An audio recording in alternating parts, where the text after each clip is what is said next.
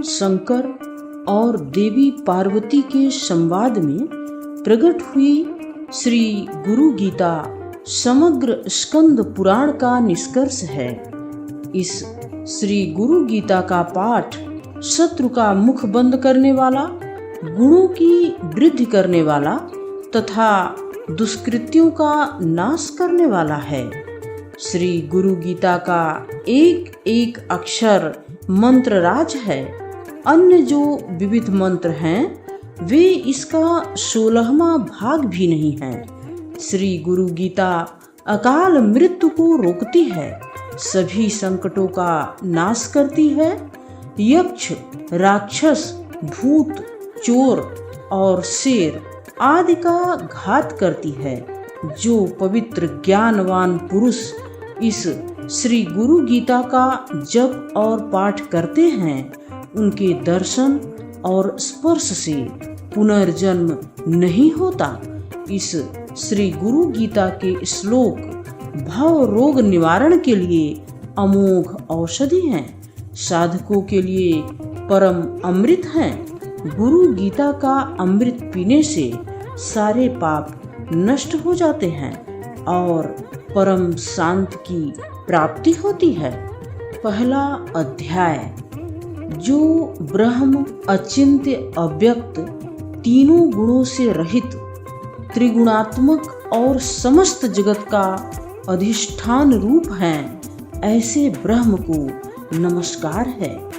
ऋषियों ने कहा, हे महाज्ञानी, हे वेद वेदांगों के निष्णात प्यारे सूत जी, सर्व पापों का नाश करने वाले गुरु का स्वरूप हमें बतलाइए, जिनको सुनने मात्र से मनुष्य दुख से विमुक्त हो जाता है, जिस उपाय से मुनियों ने सर्वज्ञता प्राप्त की है, जिसको प्राप्त करके मनुष्य फिर से संसार बंधन में नहीं बंधता, ऐसे परम तत्व का कथन आप कहें।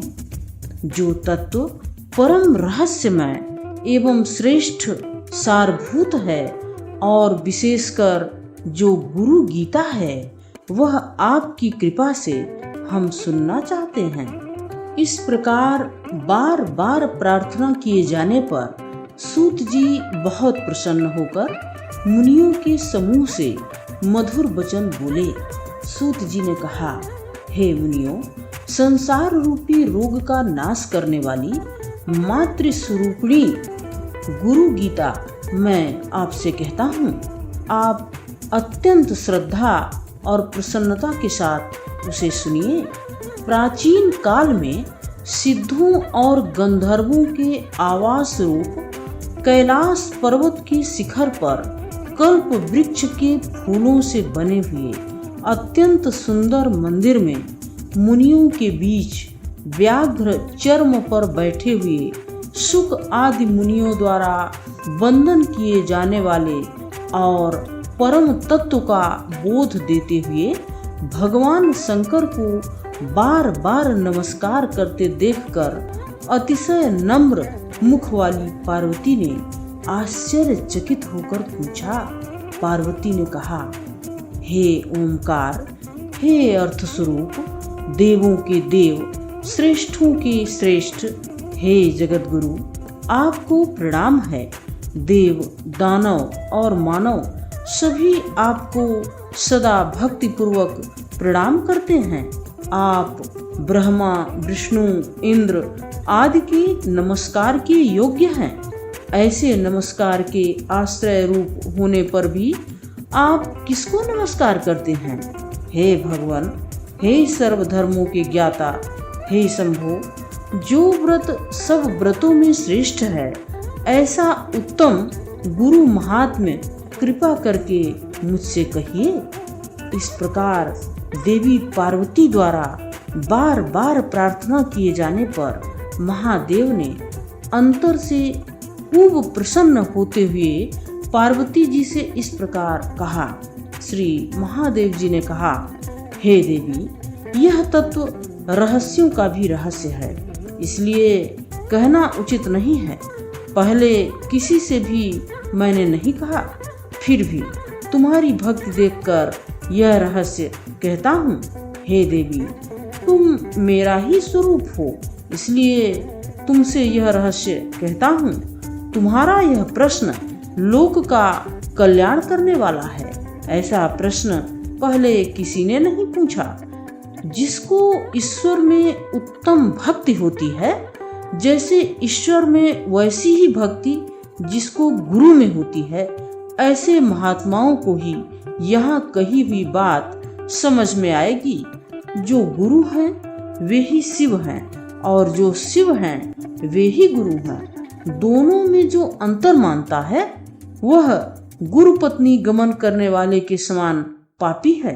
हे प्रिय, वेद, शास्त्र, पुराण, इतिहास आदि मंत्र, यंत्र, मोहन उच्चारण आदि विद्या, शैव, शाक्त, आगम और अन्य सर्वमत मतांतर, ये सभी बातें गुरु तत्व को जाने बिना भ्रांत चित्त वाले जीवों को पथ भ्रष्ट करने वाली हैं और जप, तप, व्रत, तीर्थ, यज्ञ, दान ये सब व्यर्थ हो जाते हैं। हे सुमुखी, आत्मा में गुरु बुद्धि के सिवा अन्य कुछ भी सत्य नहीं है।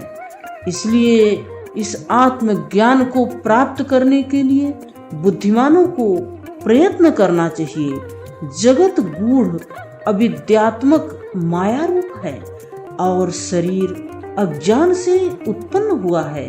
इनका विश्लेषणात्मक ज्ञान जिनकी कृपा से होता है, उस ज्ञान को गुरु कहते हैं। जिस गुरुदेव के पाद सेवन से मनुष्य सभी पापों से विशुद्धात्म होकर ब्रह्म स्वरूप हो जाता है, वह तुम पर कृपा करके मैं कहता हूँ। श्री गुरुदेव का चरणामृत पाप रूपी कीचड़ का सम्यक शोषक है, ज्ञान तेज का सम्यक उद्दीपक है और संसार सागर का सम्यक तारक है। अज्ञान की जड़ को उखाड़ने वाले, अनेक जन्मों के कर्मों को निवारने वाले, ज्ञान और वैराग्य की सिद्धि करने वाले श्री गुरुदेव के चरणामृत का पान करना चाहिए। अपने गुरुदेव के नाम का कीर्तन अनंत स्वरूप भगवान शिव का ही कीर्तन है। अपने गुरुदेव के नाम का चिंतन अनंत स्वरूप भगवान शिव का ही चिंतन है। गुरुदेव का निवास स्थान काशी क्षेत्र है। श्री गुरुदेव का पादोदक गंगा जी है। गुरुदेव भगवान विश्वनाथ और निश्चय ही साक्षात तारक ब्रह्म है। गुरुदेव की सेवा ही तीर्थराज गया है। गुरुदेव का शरीर अक्षय वट वृक्ष है। गुरुदेव के श्री चरण भगवान विष्णु के श्री चरण है। वहाँ लगाया हुआ मन तदाकार हो जाता है। ब्रह्म श्री गुरुदेव के मुखारबिंद में स्थित है। वह ब्रह्म उनकी कृपा से प्राप्त हो जाता है। अपने आश्रम, जाति, कीर्ति, पालन पोषण ये सब छोड़कर गुरुदेव का ही सम्यक आश्रय लेना चाहिए। विद्या गुरुदेव के मुख में रहती है और वह गुरुदेव की भक्ति से ही प्राप्त होती है। यह सब बातें तीनों लोकों में देव, ऋषि, पितृ और मानवों द्वारा स्पष्ट रूप से कही गई हैं। गु शब्द का अर्थ है अंधकार और रु शब्द का अर्थ है प्रकाश। अज्ञान को नष्ट करने वाला जो ब्रह्म स्वरूप प्रकाश है वही गुरु है। इसमें कोई संशय नहीं है। गु कार अंधकार है और उसको दूर करने वाला रू कार है। अज्ञान रूपी अंधकार को नष्ट करने के कारण ही गुरु कहलाते हैं। गुरु शब्द का प्रथम अक्षर गु माया आदि गुणों का प्रकाशक है और दूसरा अक्षर रू कार माया की भ्रांति से मुक्ति देने वाला पर ब्रह्म है। गुरु सर्व श्रुति रूप श्रेष्ठ रत्नों से सुशोभित चरण कमल वाले हैं और वेदांत के अर्थ के प्रवक्ता हैं, इसलिए श्री गुरुदेव की पूजा करनी चाहिए, जिनके स्मरण मात्र से ज्ञान अपने आप प्रकट होने लगता है और वे ही सर्व संपदा स्वरूप हैं। अतः श्री गुरुदेव की पूजा करनी चाहिए। संसार रूपी वृक्ष पर चढ़े हुए लोग नरक रूपी सागर में गिरते हैं। उन सब का उद्धार करने वाले श्री गुरुदेव को बारंबार नमस्कार है। जब विकट परिस्थिति उपस्थित होती है तब वे ही एकमात्र परम बांधव हैं और सभी धर्मों के आत्म स्वरूप हैं। ऐसे श्री गुरुदेव को नमस्कार है। संसार रूपी अरण्य में प्रवेश करने के बाद दिग्मूढ़ की स्थिति में चित्त भ्रमित हो जाता है। उस समय जिसने मार्ग दिखाया उन श्री गुरुदेव को नमस्कार है। इस पृथ्वी पर त्रिविध ताप रूपी अग्नि से जलने के कारण अशांत हुए प्राणियों के लिए श्री गुरुदेव ही एकमात्र उत्तम गंगा जी हैं। ऐसे गुरुदेव को नमस्कार है। 7 समुद्र पर्यंत के सभी तीर्थों में स्नान करने से जितना फल मिलता है वह फल श्री गुरुदेव के चरणामृत के एक बिंदु के फल का 1000वां हिस्सा है। यदि शिव जी नाराज हो जाएं तो गुरुदेव बचाने वाले हैं, किंतु यदि गुरुदेव नाराज हो जाएं तो बचाने वाला कोई नहीं है। अतः गुरुदेव को संप्राप्त करके सदा उनकी शरण में रहना चाहिए। गुरु शब्द का गु अक्षर गुणातीत अर्थ का बोधक है और रू अक्षर रूप रहित स्थिति का बोधक है।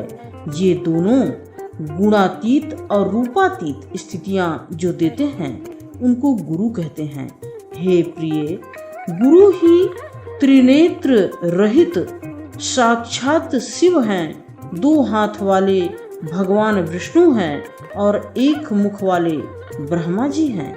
देव, किन्नर, गंधर्व, पितृ, यक्ष, गंधर्व का एक प्रकार और मुनि सभी लोग गुरु सेवा की विधि नहीं जानते। हे प्रिय, तार्किक, वैदिक, ज्योतिषी, कर्मकांडी तथा लौकिक जन निर्मल गुरु तत्व को नहीं जानते। यदि गुरु तत्व से प्रांगमुख हो जाए तो याज्ञिक मुक्ति नहीं पा सकते, योगी मुक्त नहीं हो सकते और तपस्वी भी मुक्त नहीं हो सकते। गुरु सेवा से विमुख गंधर्व, पितृ, यक्ष, चारण, रिद्धि, सिद्धि और देवता आदि भी मुक्त नहीं हो सकते। अथ द्वितीयो अध्यायः, दूसरा अध्याय, जो ब्रह्मानंद स्वरूप हैं, परम सुख देने वाले हैं, जो केवल ज्ञान स्वरूप हैं, सुख दुख शीत उष्ण आदि द्वंद्वों से रहित हैं, आकाश के समान सूक्ष्म और सर्वव्यापक हैं, तत्त्वमसि आदि महावाक्यों के लक्ष्यार्थ हैं, एक हैं, नित्य हैं, मल रहित हैं, अचल हैं, सर्वबुद्धियों के साक्षी हैं, भावना से परे हैं, सत्व, रज और तम तीनों गुणों से रहित हैं। ऐसे श्री गुरुदेव को बार बार नमस्कार है। श्री गुरुदेव के द्वारा उपदिष्ट मार्ग से मन की शुद्धि करनी चाहिए। जो कुछ भी अनित्य वस्तु अपनी इंद्रियों की विषय हो जाए उनका खंडन करना चाहिए। यहाँ ज्यादा कहने से क्या लाभ। श्री गुरुदेव की परम कृपा के बिना करोड़ों शास्त्रों से भी चित्त की विश्रांति दुर्लभ है। करुणा रूपी तलवार के प्रहार से शिष्य के 8 पासों संशय, दया, भय, संकोच, निंदा, प्रतिष्ठा, कुलाभिमान और संपत्ति को काट कर निर्मल आनंद देने वाले को सद्गुरु कहते हैं। ऐसा सुनने पर भी जो मनुष्य गुरु निंदा करता है वह जब तक सूर्य चंद्र का अस्तित्व रहता है तब तक घोर नरक में वास करता है। हे देवी, देह कल्प के अंत तक रहे तब तक श्री गुरुदेव का स्मरण करना चाहिए और आत्मज्ञानी होने के बाद भी शिष्य को गुरुदेव की शरण नहीं छोड़नी चाहिए। श्री गुरुदेव के समक्ष प्रज्ञावान शिष्य को कभी हुंकार शब्द से नहीं बोलना चाहिए और कभी असत्य नहीं बोलना चाहिए। गुरुदेव के समक्ष जो हुंकार शब्द से बोलता है अथवा गुरुदेव को तू कहकर जो बोलता है वह निर्जन मरुभूमि में ब्रह्म राक्षस होता है। सदा और सर्व अवस्थाओं में अद्वैत की भावना करनी चाहिए, परंतु गुरुदेव के साथ अद्वैत की भावना कदापि नहीं करनी चाहिए। जब तक दृश्य प्रपंच की विस्मृति न हो जाए तब तक गुरुदेव के पावन चरणार बिंद की पूजा अर्चना करनी चाहिए। ऐसा करने वाले को ही कैवल्य पद की प्राप्ति होती है, इसके विपरीत करने वाले को नहीं। संपूर्ण तत्वज्ञ भी यदि गुरु का त्याग कर दे तो मृत्यु के समय उसे महान विक्षेप अवश्य हो जाता है। हे देवी, गुरु के रहने पर अपने आप कभी किसी को उपदेश नहीं देना चाहिए। इस प्रकार उपदेश देने वाला ब्रह्म राक्षस होता है। गुरु के आश्रम में नशा नहीं करना चाहिए, टहलना नहीं चाहिए, दीक्षा देना, व्याख्यान करना, प्रभुत्व दिखाना और गुरु को आज्ञा करना, ये सब निषिद्ध हैं। गुरु के आश्रम में अपना छप्पर और पलंग नहीं बनाना चाहिए, पैर नहीं पसारना चाहिए, शरीर के भोग नहीं भोगने चाहिए और अन्य लीलाएं नहीं करनी चाहिए। गुरुओं की बात सच्ची हो या झूठी, परंतु उसका कभी उल्लंघन नहीं करना चाहिए।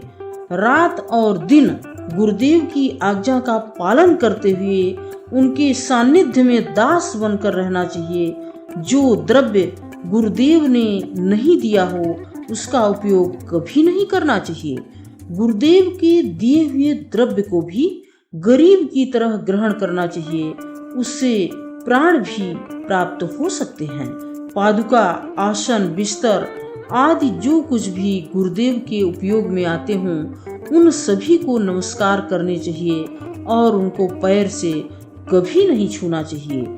चलते हुए गुरुदेव के पीछे चलना चाहिए, उनकी परछाई का भी उल्लंघन नहीं करना चाहिए। गुरुदेव के समक्ष कीमती वेशभूषा, आभूषण आदि धारण नहीं करना चाहिए। गुरुदेव की निंदा करने वाले को देखकर यदि उसकी जिह्वा काट डालने में समर्थ न हो तो उसे अपने स्थान से भगा देना चाहिए। यदि वह ठहरे तो स्वयं उस स्थान का परित्याग कर देना चाहिए।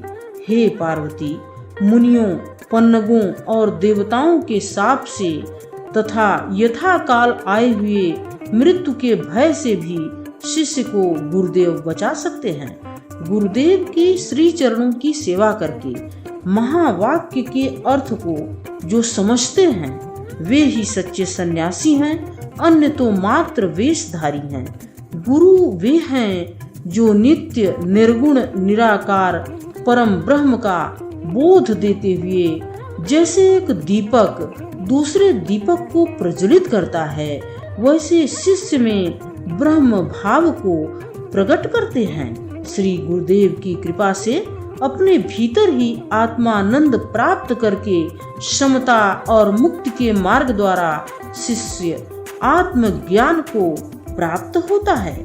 जैसे स्फटिक मणि में स्फटिक मणि तथा दर्पण में दर्पण दिख सकता है, उसी प्रकार आत्मा में जो चित्त और आनंदमय दिखाई देता है वह मैं हूँ। हृदय में अंगुष्ठ मात्र परिणाम वाले चैतन्य पुरुष का ध्यान करना चाहिए।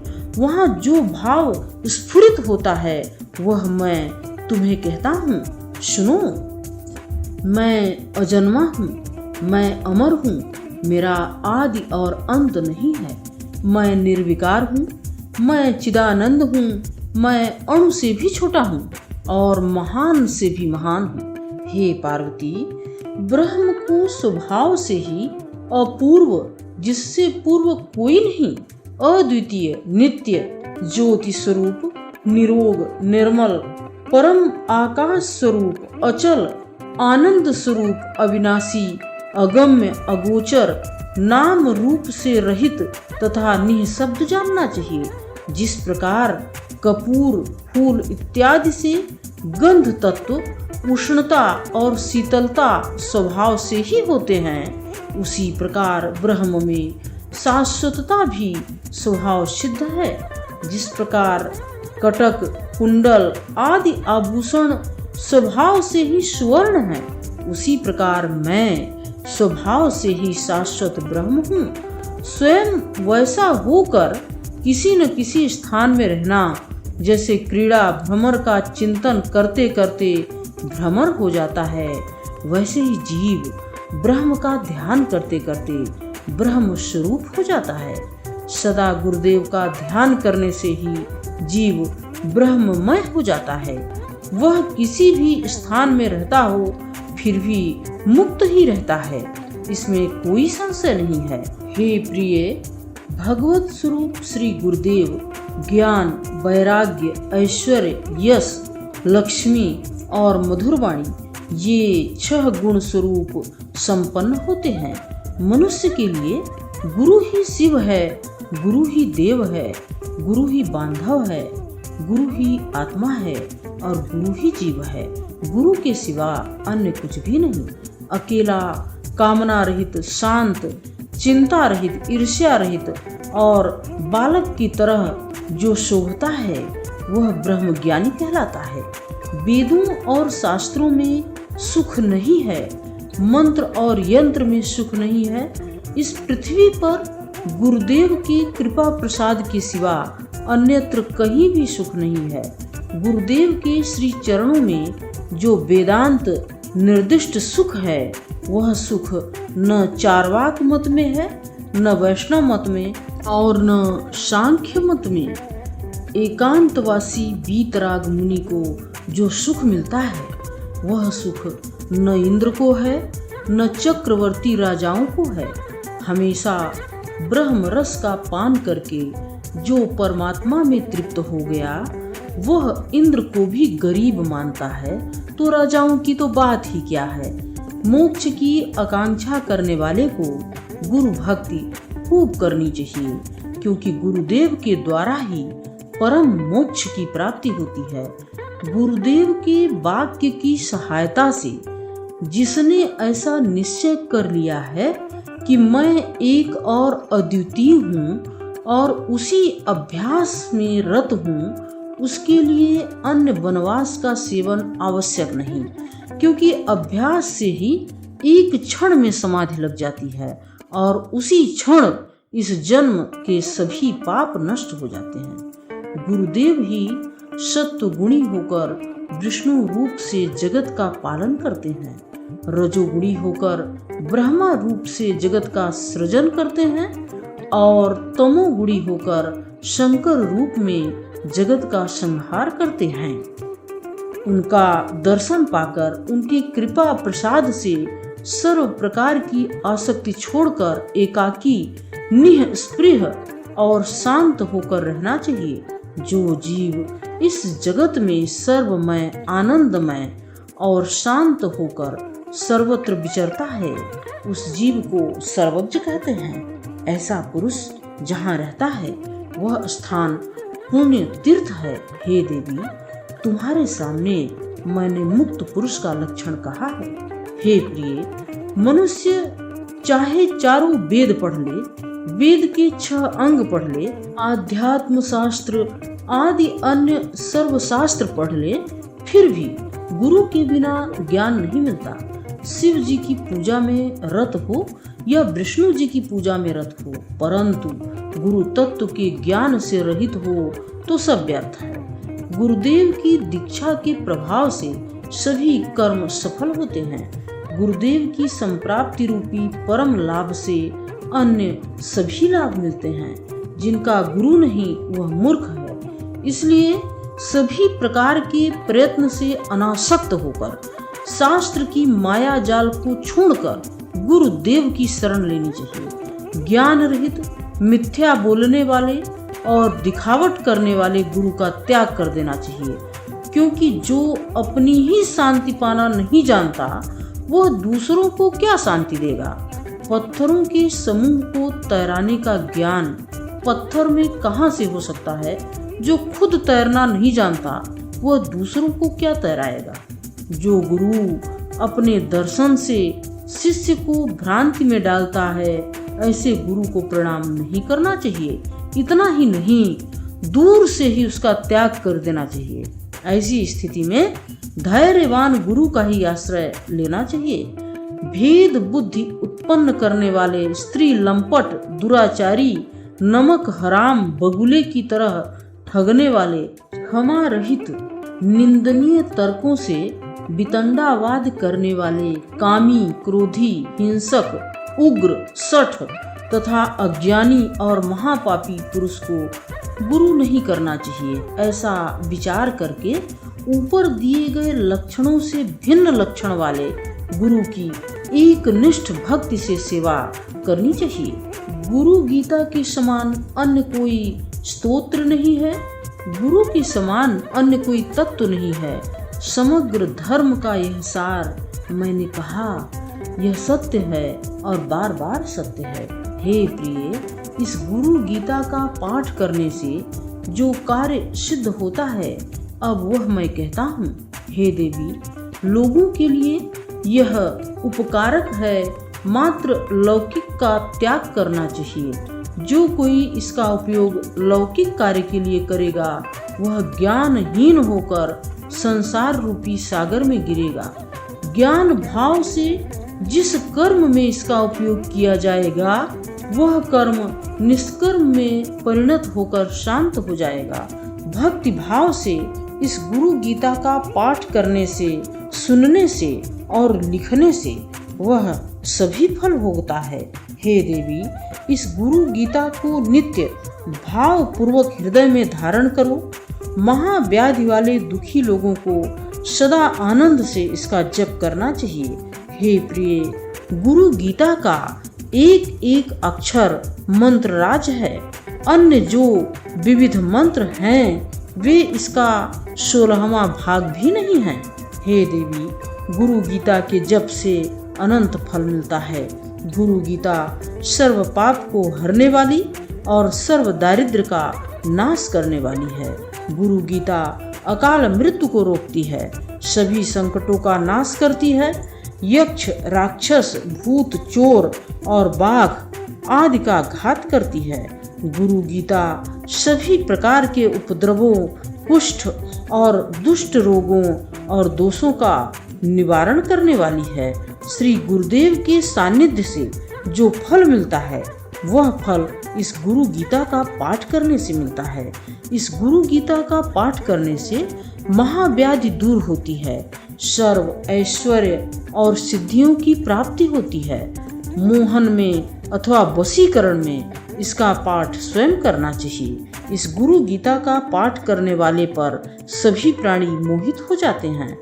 बंधन में से परम मुक्ति मिलती है।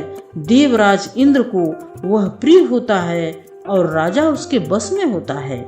इस गुरु गीता का पाठ शत्रु का मुख बंद करने वाला, गुणों की वृद्धि करने वाला, दुष्कृत्यों का नाश करने वाला और सत्कर्म में सिद्धि देने वाला है। इसका पाठ असाध्य कार्यों की सिद्धि कराता है, नव ग्रहों का भय हरता है, दुःस्वप्न का नाश करता है, सुस्वप्न के फल की प्राप्ति कराता है। हे शिवे, यह गुरु गीता रूपी शास्त्र मोह को शांत करने वाला, बंधन से मुक्त करने वाला और स्वरूप ज्ञान का भंडार है। व्यक्ति जो जो अभिलाषा करके इस गुरु गीता का पठन चिंतन करता है उसे वह निश्चय ही प्राप्त होता है। यह गुरु गीता नित्य सौभाग्य और पुण्य प्रदान करने वाली तथा तीनों तापों आदि व्याधि उपाधि का शमन करने वाली है। यह गुरु गीता सब प्रकार की शांति करने वाली, बंध्या स्त्री को सुपुत्र देने वाली, सधवा स्त्री के वैधव्य का निवारण करने वाली और सौभाग्य की वृद्धि करने वाली है। यह गुरु गीता आयुष्य, आरोग्य, ऐश्वर्य और पुत्र पौत्र की वृद्धि करने वाली है। कोई विधवा निष्काम भाव से इसका जप पाठ करे तो मोक्ष की प्राप्ति होती है। वह यदि सकाम होकर जप करे तो अगले जन्म में उसको संताप हरने वाला सौभाग्य प्राप्त होता है। उसके सभी दुख, भय, विघ्न और संताप का नाश होता है। इस गुरु गीता का पाठ सभी पापों का शमन करता है, धर्म, अर्थ और मोक्ष की प्राप्ति कराता है। इसके पाठ से जो आकांक्षा की जाती है वह अवश्य सिद्ध होती है। यदि कोई इस गुरु गीता को लिखकर उसकी पूजा करे तो उसे लक्ष्मी और मोक्ष की प्राप्ति होती है और विशेषकर उसके हृदय में सर्वदा गुरु भक्ति उत्पन्न होती है। शक्ति के, सूर्य के, गणपति के, शिव के और पशुपति के मतवादी इसका पाठ करते हैं, यह सत्य है, इसमें कोई संदेह नहीं। बिना आसन किया हुआ जप नीच कर्म हो जाता है और निष्फल हो जाता है। यात्रा में, युद्ध में, शत्रुओं के उपद्रव में गुरु गीता का पाठ करने से विजय प्राप्त होती है। मरण काल में जप करने से मोक्ष मिलता है। गुरु के शिष्य के सभी कार्य सिद्ध होते हैं। जिसके मुख में गुरु मंत्र है उसके सभी कार्य सिद्ध होते हैं, दूसरे के नहीं। दीक्षा के कारण शिष्य के सभी कार्य सिद्ध हो जाते हैं। तत्वज्ञ पुरुष संसार रूपी वृक्ष की जड़ नष्ट करने के लिए और 8 प्रकार के बंधन की निवृत्ति करने के लिए गुरु गीता रूपी गंगा में सदा स्नान करते रहते हैं। स्वभाव से ही सर्वथा शुद्ध और पवित्र ऐसे वे महापुरुष जहाँ रहते हैं उस तीर्थ में देवता विचरण करते हैं।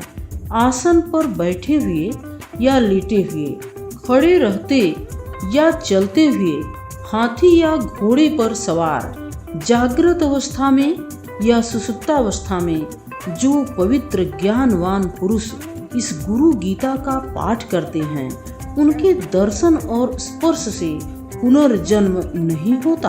हे देवी, कुश और दुर्वा के आसन पर सफेद कंबल बिछाकर उसके ऊपर बैठकर एकाग्र मन से इसका पाठ करना चाहिए।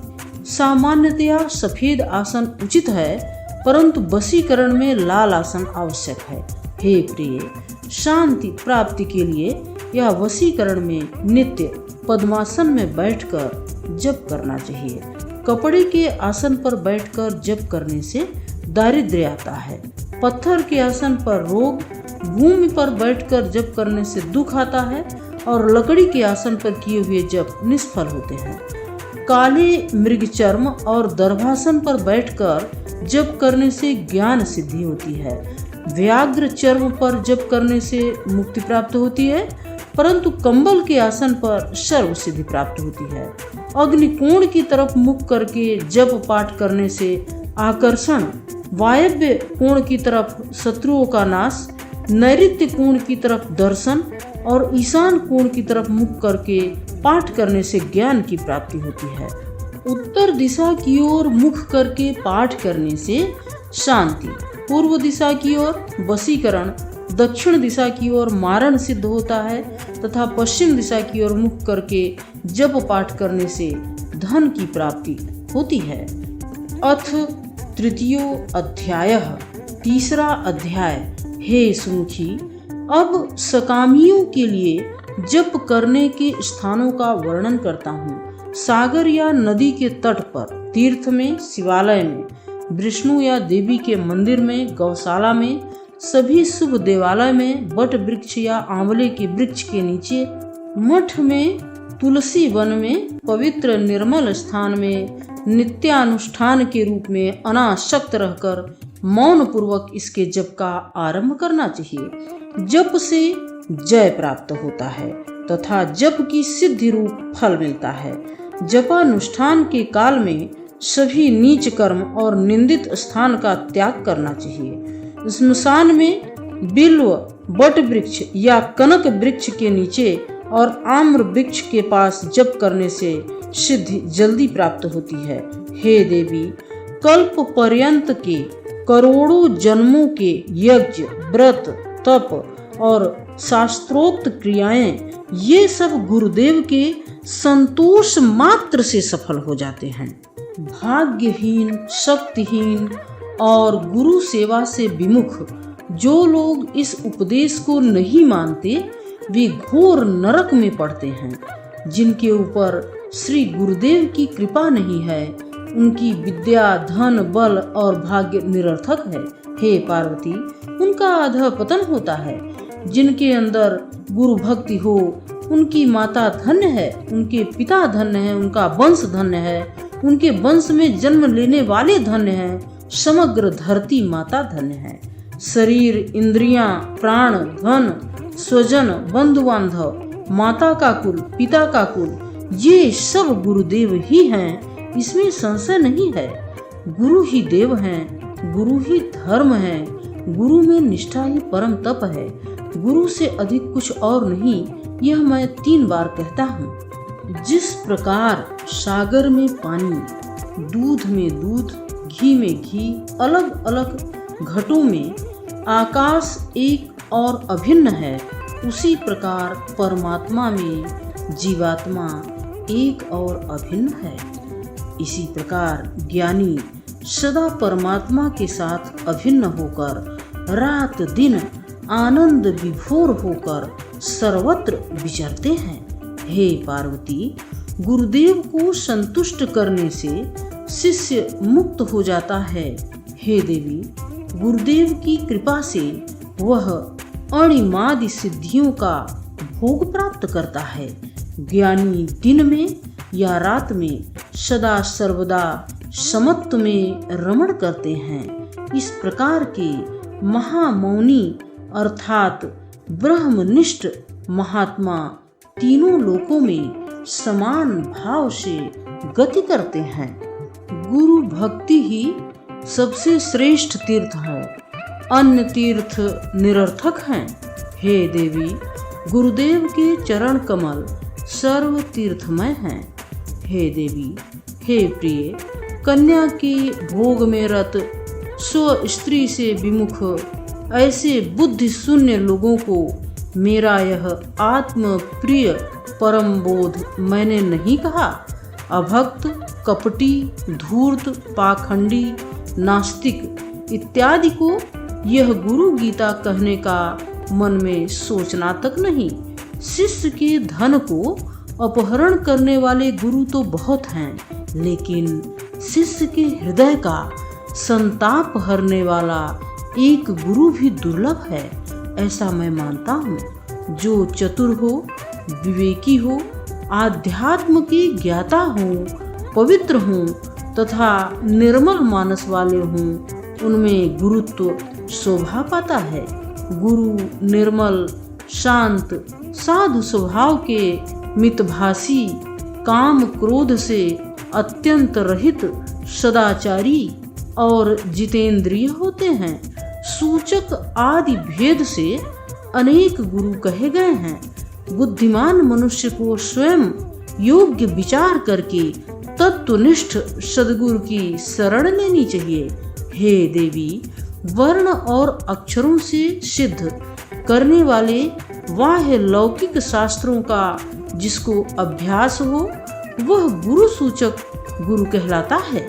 हे पार्वती, धर्माधर्म का विधान करने वाली, वर्ण और आश्रम के अनुसार विद्या का प्रवचन करने वाले गुरु को तुम वाचक गुरु जानो। पंचाक्षरी आदि मंत्रों का उपदेश करने वाले गुरु बोधक गुरु कहलाते हैं।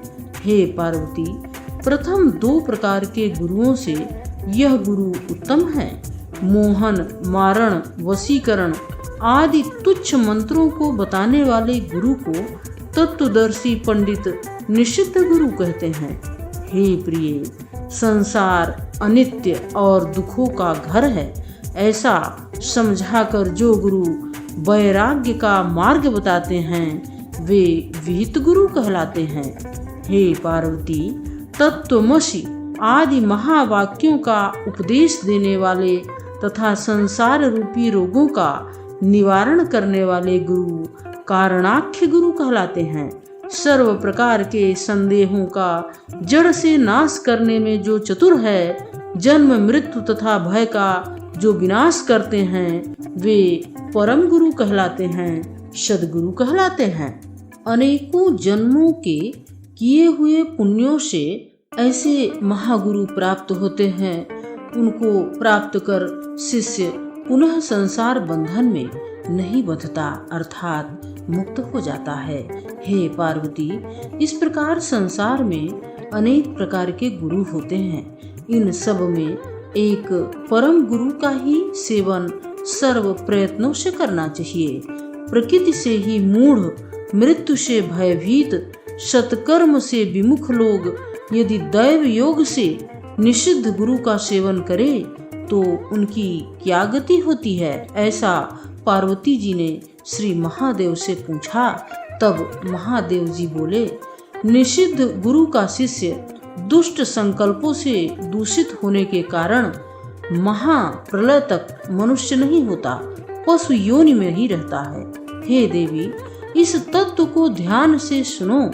मनुष्य जब विरक्त होता है तभी वह अधिकारी कहलाता है, ऐसा उपनिषद कहते हैं। अर्थात दैव योग से गुरु प्राप्त होने की बात अलग है और विचार से गुरु चुनने की बात अलग है।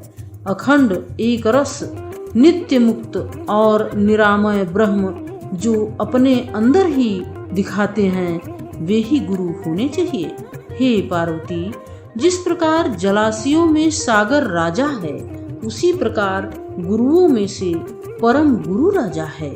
मोहादि दोषों से रहित, शांत, नित्य, तृप्त, किसी के आश्रय रहित अर्थात स्वाश्रयी, ब्रह्मा और विष्णु के वैभव को भी तृणवत समझने वाले गुरु ही परम गुरु हैं। सर्वकाल और देश में स्वतंत्र, निश्चल, सुखी, अखंड, एक रस के आनंद से तृप्त ही सचमुच परम गुरु हैं।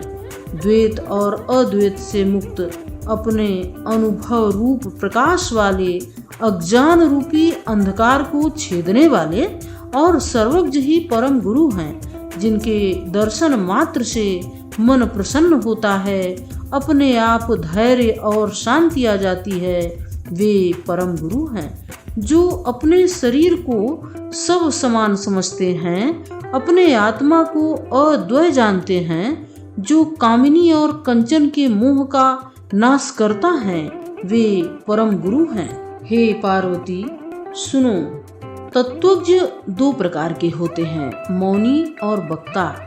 हे प्रिय, इन दोनों में से मौनी गुरु द्वारा लोगों को कोई लाभ नहीं होता, परंतु वक्ता गुरु भयंकर संसार सागर को पार कराने में समर्थ होते हैं, क्योंकि शास्त्र, तर्क और अनुभूति से वे सर्व संशयों का छेदन करते हैं।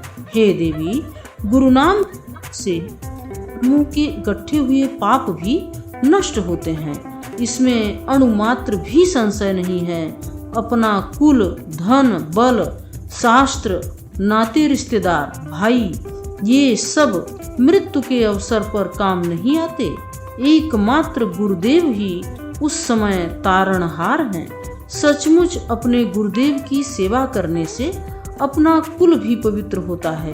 गुरुदेव के तर्पण से ब्रह्मा आदि सभी देवता तृप्त होते हैं। हे देवी, स्वरूप के ज्ञान के बिना किए हुए जप तप सब कुछ व्यर्थ है। गुरु दीक्षा से विमुख रहे हुए लोग भ्रांत हैं, अपने वास्तविक ज्ञान से रहित हैं। वे सचमुच पशु के समान हैं, परम तत्व को वे नहीं जानते। इसलिए हे प्रिय, कैवल्य की सिद्धि के लिए गुरु का ही भजन करना चाहिए। गुरु के बिना मूढ़ लोग उस परम पद को नहीं जान सकते। हे शिवे, गुरुदेव की कृपा से हृदय की ग्रंथि छिन्न हो जाती है, सभी संकट कट जाते हैं। वेद और शास्त्र के अनुसार विशेष रूप से गुरु की भक्ति करने से गुरु भक्त घोर पाप से भी मुक्त हो जाता है। दुर्जनों का संग त्याग कर पाप कर्म छोड़ देने चाहिए। जिनके चित्त में ऐसा चिन्ह देखा जाता है उनके लिए गुरु दीक्षा का विधान है।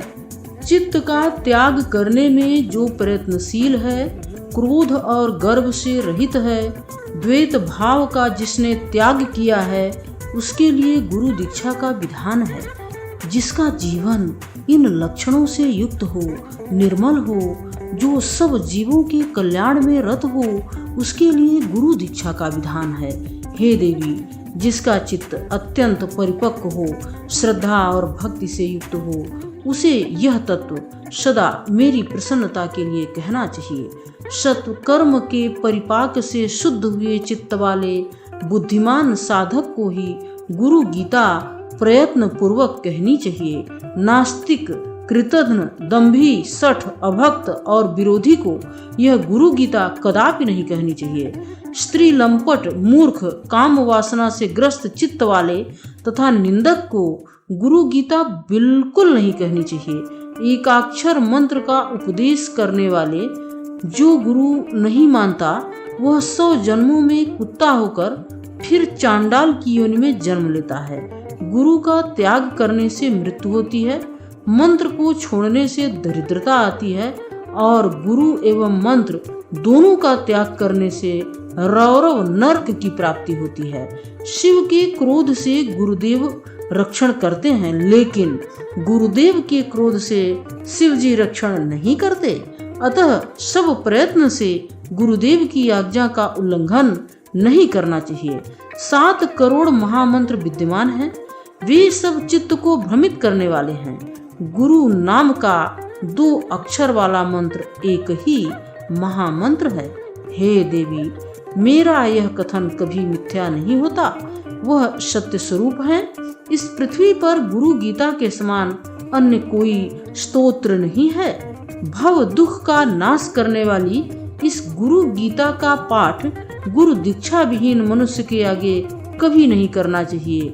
हे महेश्वरी, यह अत्यंत गुप्त रहस्य है। पापियों को वह नहीं मिलता। अनेक जन्मों के किए हुए पुण्य के परिपाक से ही मनुष्य गुरु तत्व को प्राप्त कर सकता है।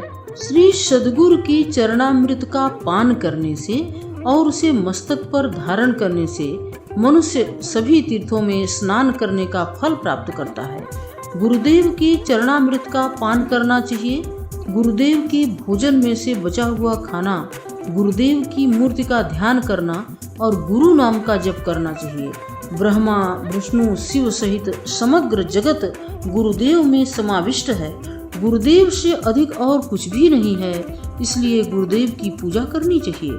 गुरुदेव के प्रति अनन्य भक्ति से ज्ञान के बिना भी मोक्ष पद मिलता है।